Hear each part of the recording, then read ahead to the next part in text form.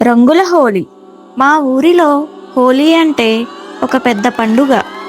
ఒకరోజు ముందు నుంచే పిల్లలందరూ ప్లాన్ చేసేవాళ్ళు. రేపు ఎవరిని ముందు రంగులు వేయాలి అని చర్చలు. హోలీ రోజు ఉదయం లేచిన వెంటనే అమ్మ చెప్పేది, ముందు తిను, తర్వాత ఆడు. కానీ మనకు తినడం మీద కన్నా రంగుల మీదే ఎక్కువ ఆసక్తి. చిన్న బకెట్లో నీళ్లు, పక్కన రంగు పొడి.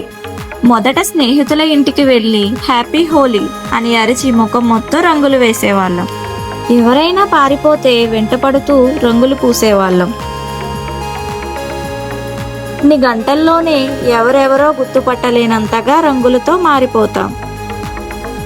ఆటల తర్వాత అందరం కలిసి కూర్చుని అమ్మ చేసిన స్వీట్లు తినేవాళ్ళం. అందరి ముఖాల్లో రంగులు, కానీ హృదయంలో మాత్రం ఒకే రంగు, స్నేహం.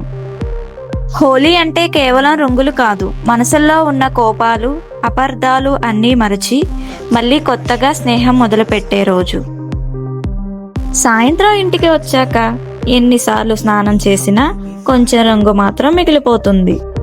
అలాగే హోలీ రోజున జ్ఞాపకాలు కూడా మన జీవితంలో ఎప్పటికీ మిగిలిపోతాయి. హ్యాపీ హోలీ. రంగుల్లా నీ జీవితం కూడా ఆనందంతో నిండిపోవాలి.